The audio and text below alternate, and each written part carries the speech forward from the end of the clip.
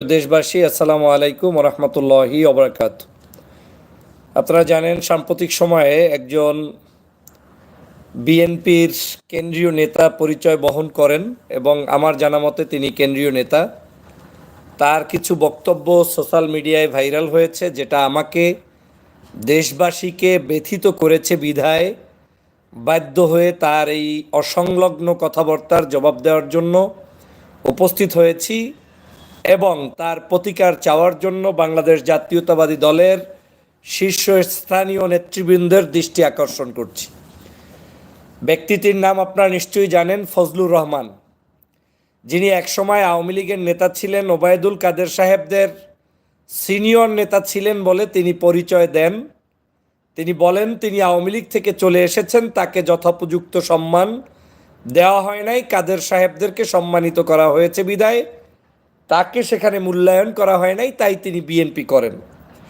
যে কারণেই তিনি করুক না কেন, তিনি বর্তমানে অবশ্যই বিএনপির একজন কেন্দ্রীয় নেতা, চেয়ারপারসনের উপদেষ্টা। তার মতো জায়গা থেকে সকাল সন্ধ্যা কি কারণে উদ্দেশ্য প্রণোদিতভাবে হতে পারে, ভারতের মদদে হতে পারে, কোনো একটা এজেন্সির কোনো একটা ভিতরগত তরিকা মস্ক করার জন্য হতে পারে, কারো একটা এজেন্ডা বাস্তবায়নের জন্য হতে পারে, যে কারণেই হোক না কেন এরকম কয়েকজন ব্যক্তিকে নামিয়ে দেওয়া হয়েছে এই দলটাকে ধ্বংস করার জন্য, আর কিচ্ছু না। এই ধরনের কথাবার্তা যদি আরো 8-10 দিন চলতে পারে, তারপরে আর বাংলাদেশে আপনার বলার দরকার নাই যে আপনি ইসলামী মূল্যবোধের পার্টি কিংবা আপনি ইসলামী মূল্যবোধ রক্ষার জন্য কি ভূমিকা পালন করবেন, এটা আর জনগণকে শুনে কোনো লাভ হবে না। এই ভদ্রলোক তিনি বক্তব্য দিতে গিয়ে আক্ষেপ প্রকাশ করে বলছেন, ইন্টারভিউ দিতে গিয়ে, বাংলাদেশে যা হচ্ছে এখন, আলেম ওলামারা মাহফিল করছে, এই মাহফিলগুলো সৌদি আরব, Pakistan, Lebanon, Iraq, Iran, Syria, কোনো দেশে এই প্রচলিত বিধান নাই।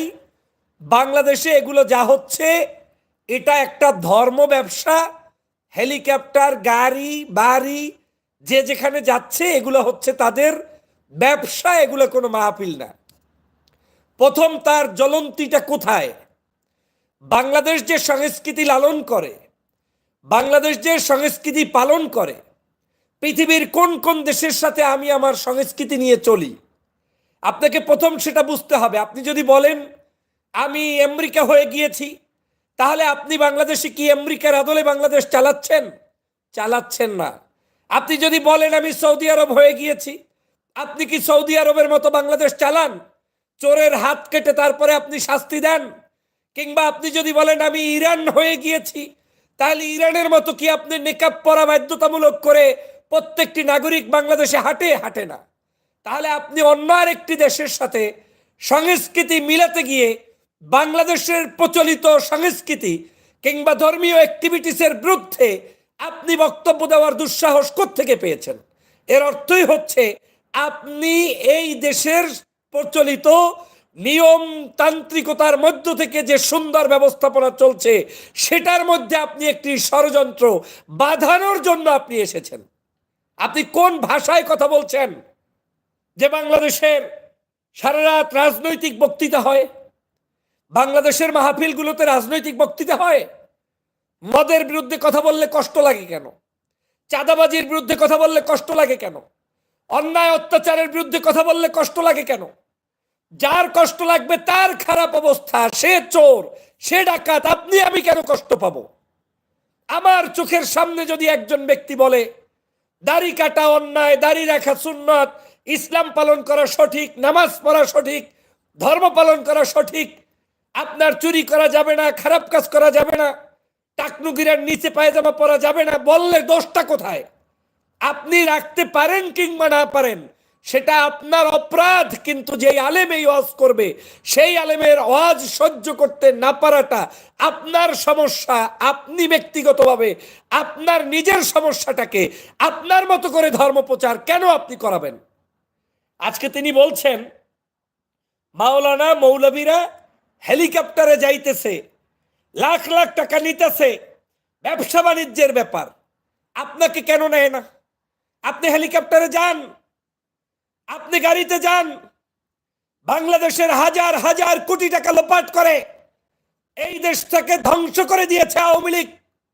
রাজনীতিবিদরা বিভিন্ন জায়গায় বিভিন্ন কারণে অকারণে স্বাধীনতার পর থেকে আজ পর্যন্ত যে পরিমাণ অর্থ সম্পদের তছরূপ করেছে, যে পরিমাণ অর্থ সম্পদ চুরি করেছে, বিদেশে বাড়ি বানিয়েছে, বিদেশে আপনার বেগমপাড়া বানিয়েছে, বাংলাদেশের কোন আলেম আজকের এইরকম একটি কর্মকাণ্ড করেছে? প্রমাণ দেখান, প্রমাণ দেখান। একজন আলেম অবৈধ পথে বাড়ি গাড়ি করে বেগমপাড়া করে সিঙ্গাপুর, অস্ট্রেলিয়া, কানাডা, একজন আলেমের উদাহরণ দেখাতে পারলে জীবনে আমি রাজনীতি করব না। যদি দেখাতে পারেন ওই আলেম প্রকৃত আলেমের পরিচয় না, হতে পারে সেটা ওলামা লীগ, কিন্তু বাংলাদেশের প্রকৃত আলেম বলতে যাদেরকে বুঝায় আপনার বাংলাদেশের হক্কানি পীর মাশায়েখ, তারপরে বাংলাদেশের এই আজহারি সাহেব, শায়েখ আহমদুল্লাহ, এরা তো অনেক স্মার্ট, অনেক অর্থনৈতিকভাবেও স্বাবলম্বী। এই মানুষগুলাও সেই পর্যন্ত আপনার বাড়ি গাড়ি করছে কিনা? নাই। আর আপনি বলছেন তাদের হেলিকপ্টার দেখে, গাড়ি দেখে আপনার জ্বলন্তির কারণটা কি? আপনার জ্বলবে কেন? হেলিকপ্টার, বাড়ি গাড়ি আপনার কাছে আসে না কেন?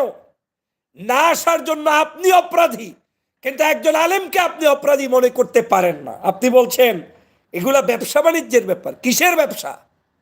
একজন আলেমকেও বাংলাদেশে 365 দিনের মধ্যে 65 দিনই, এই পুরো বছরটা তারা চাইলে মাহফিল করতে পারে।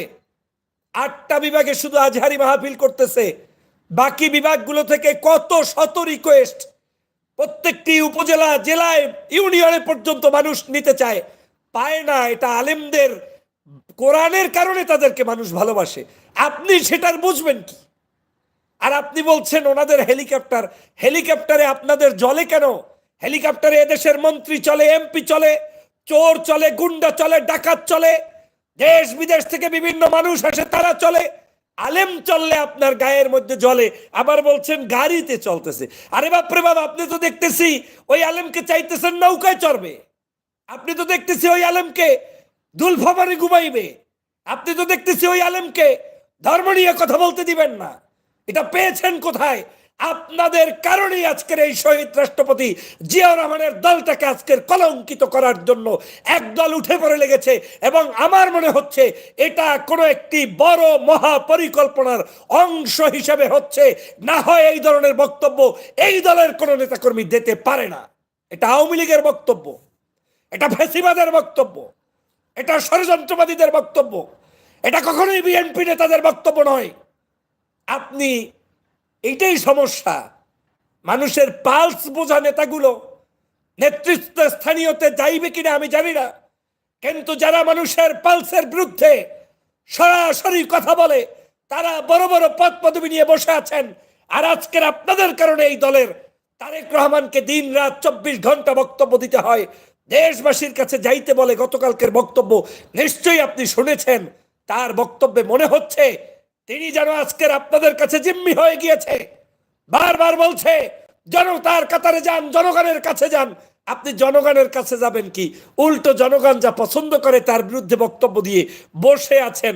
এই হচ্ছে আজকের অবস্থা। প্রিয় সহযোদ্ধা ভাইরা, তিনি বলছেন বাংলাদেশের সংস্কৃতি, শিক্ষা, নাটক, যাত্রা, গাউল, বাজার, এই সব কিছু নাকি ধ্বংস করে দিয়েছে। আমি এই ব্যক্তিকে প্রশ্ন রেখে বলতে চাই, বাংলাদেশের এই 53 বছরে কোন সংস্কৃতি ধ্বংস হয়েছে বলেন? এদেশের কোন সিনেমা হলের গায়ে এদেশের কোন আলেম লাঠি দিয়ে আক্রমণ করেছে? এদেশের কোন মাজারে, এদেশের কোন সভ্যতা, সংস্কৃতি যা চলমান আছে, এদেশের কোন ব্যক্তি পর্দায় থাকবে থাকবে না, কারো জায়গায় গিয়ে কোনো ব্যক্তি কি কোনো জায়গায় কোন ধরনের আক্রমণ করেছে? প্রমাণ দেখান, দেখাতে পারবেন না। বরং যারা রাজনীতির নামে বিভিন্ন ধরনের ষড়যন্ত্র করছেন, আপনারাই আজকের এই জায়গায় এই ধরনের আলেম ওলামা তাদের বিরুদ্ধে বিষোদ্গার গাচ্ছেন। আপনারা মারামারি করলে মানুষ আহত হয়, নিহত হয়, আলেমদেরকে নিয়ে আপনি এই ধরনের কথা বলতে পারেন না। আপনি বলছেন সংস্কৃতি নষ্ট করতে আসছে। কে সংস্কৃতি নষ্ট করতে আসছে বলেন একজনের উদাহরণ দিয়ে। প্রতিদিন আলেমরা ওয়াজ করে যে কারো উপরে ধর্ম চাপিয়ে দিবেন না। প্রতিদিন আলেমরা ওয়াজ করে কারো উপরে আপনি সভ্যতা সংস্কৃতি চাপিয়ে দিবেন না। যার যেভাবে ইচ্ছা সে সেইভাবে ধর্ম পালন করবে, কর্ম পালন করবে, সেটা তার স্বাধীন ব্যাপার। বাংলাদেশে কোনো হিন্দুকে পর্যন্ত চাপ সৃষ্টি করে কোনো আলেম মুসলমান বানায় নাই, একটা নজির আপনি দেখাতে পারবেন না। আপনি বলছেন সভ্যতা সংস্কৃতি ধ্বংস হয়। আরে বাপরে বাপ, এখন যদি কেউ যাত্রাপালা বন্ধ কইরা তাফসীর মাহফিলের আয়োজন করে, সেটার জন্য কি আমি দোষী?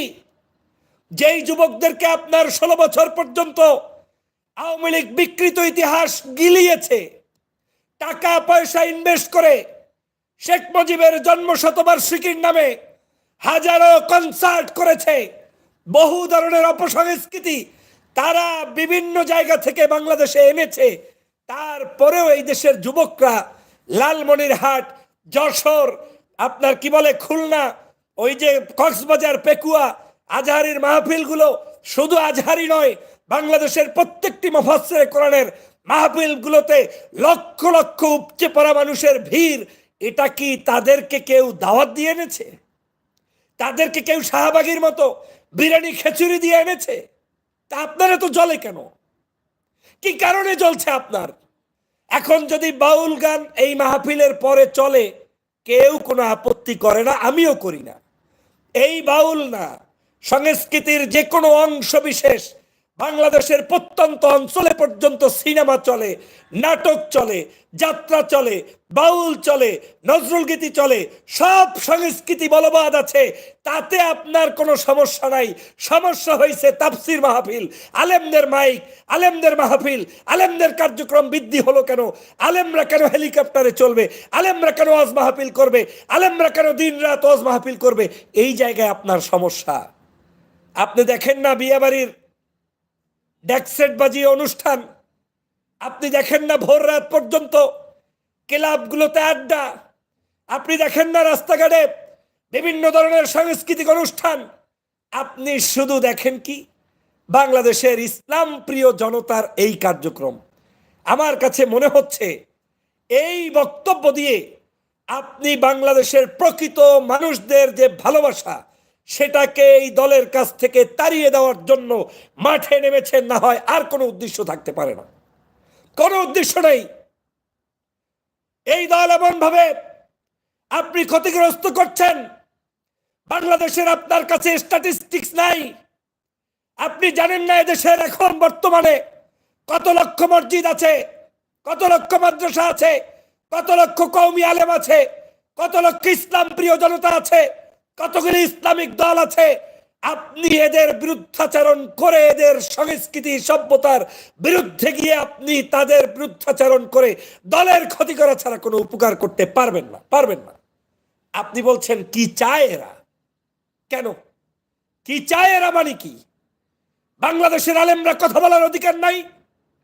কি চায় এরা? মানে কি এরা চায় বাংলাদেশকে দুর্নীতি মুক্ত করতে, এরা চায় বাংলাদেশকে সভ্যতার একটি সুন্দর জায়গায় নিতে, এরা চায় বাংলাদেশের শিক্ষা সংস্কৃতি সমগ্র জায়গায় মানুষের অধিকার প্রতিষ্ঠা করতে। আপনি বলছেন কি চায় এরা? দুনিয়ার সমস্ত কালচার শেষ করে দিয়েছে এরা। কালচার মানে কি? What do you mean by culture?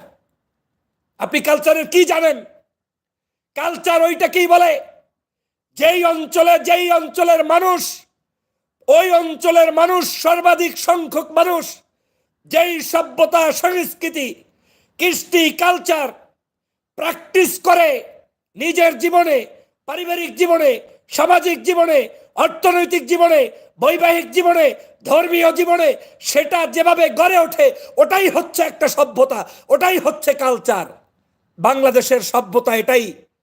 ঘরে ঘরে তাফসীর মাহফিল হবে, ঘরে ঘরে ইসলামের কথা চলবে, রাস্তায় রাস্তায় মিছিল করবে, মসজিদে মসজিদে তারা স্লোগান দিবে, হিন্দু হিন্দুর ধর্ম পালন করবে, মুসলমান মুসলমানের ধর্ম পালন করবে, আলেমরা আলেমদের খুতবা দিবে, আলেমরা আলেমদের কথা বলেই যাবে, আর ওই শিশুরা মক্তবে এসে কোরআন শিখবে।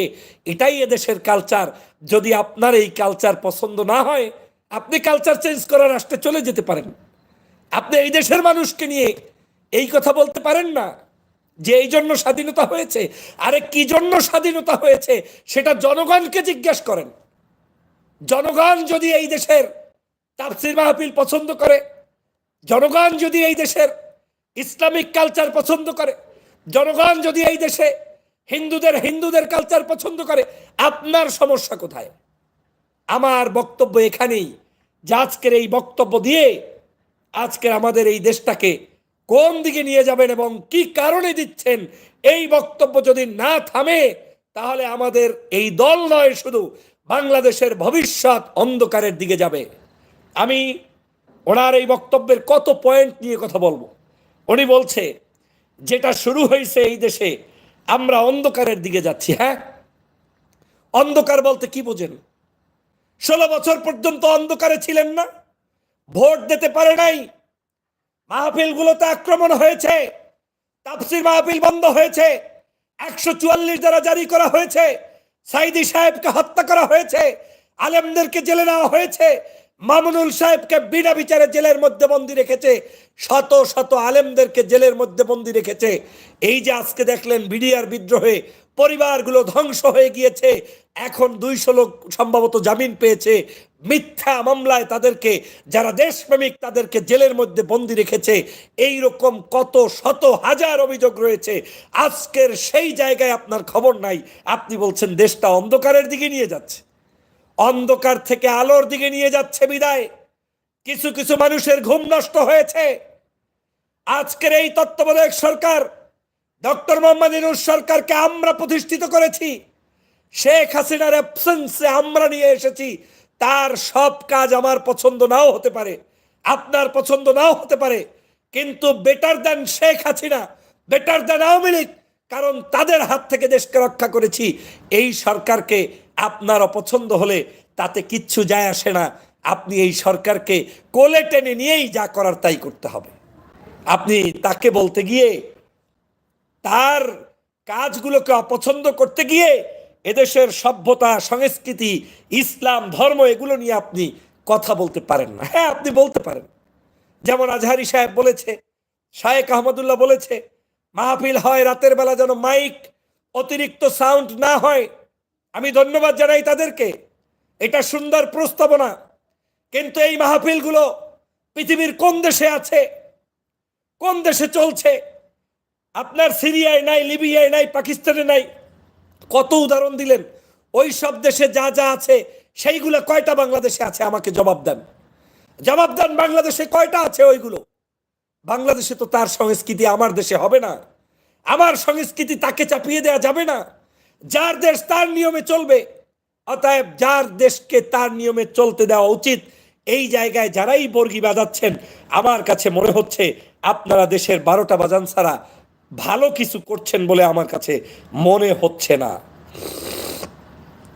আজকের এই ধরনের বক্তব্য দেওয়া থেকে বিরত থাকা উচিত এবং বাংলাদেশের আলেমদেরকে, ইসলাম প্রিয় মানুষদেরকে, শুধু আলেমদেরকে না, সকল ধর্মপ্রাণ মানুষদেরকে যার যার সভ্যতা সংস্কৃতি চালু করার উদাত্ত আহ্বান জানানো উচিত। বাংলাদেশে ওই কি বলে আপনার আমাদের সোহরাওয়ার্দী উদ্যানে রাজনীতিবিদরা সমাবেশ করে, ময়লা করে যায়, আবর্জনা করে যায়, টয়লেট পরিষ্কার করে না, কিচ্ছু করে না, কোনো দোষ হয় না। মাসের পর মাস সমাবেশ হয়, কোনো দোষ হয় না। ঢাকা শহর অবরুদ্ধ হয়, কোনো দোষ হয় না। কিন্তু একজন কওমি আলেম কিংবা ইসলাম প্রিয় কেউ যদি একটা সমাবেশ কইরা বসে, পরের দিন পত্রপত্রিকায় সমগ্র ঢাকা শহর ময়লা করে গেলেন আলেমরা। এই যে একটা সংস্কৃতি, আপনার যা কিছু সব কিছুতে অ্যালার্জি, এই অ্যালার্জি আমাদেরকে ধ্বংস করবে কেন রে ভাই? আমি আমার জায়গায় আমার সঠিক কথাগুলো বর্ণনা করব, আমি আমার মতো জীবনযাপন করব, আমার ভালো জিনিসগুলো আমি আমার জায়গায় চর্চা করব, খারাপ আমার যেটা আছে সেটা আমি পরিহার করব। কিন্তু আমাদের মধ্যে সব সমস্যা থাকা সত্ত্বেও আলেমদেরকে, বিশেষ করে বিশেষ বিশেষ মানুষদেরকে টার্গেট করে করে এই ধরনের বক্তব্য দেয়া, এটা কখনোই আমাদের দেশের জন্য ভালো করবে না। অতএব আমাদেরকে সতর্ক থাকতে হবে সবাই। সেই ব্যাপারে খেয়াল রাখবেন। ভালো থাকবেন, সুস্থ থাকবেন। আজকের মতো এখানেই শেষ করছি। আল্লাহ হাফেজ। আসসালামু আলাইকুম রহমতুল্লাহি ওয়া বারাকাতুহু।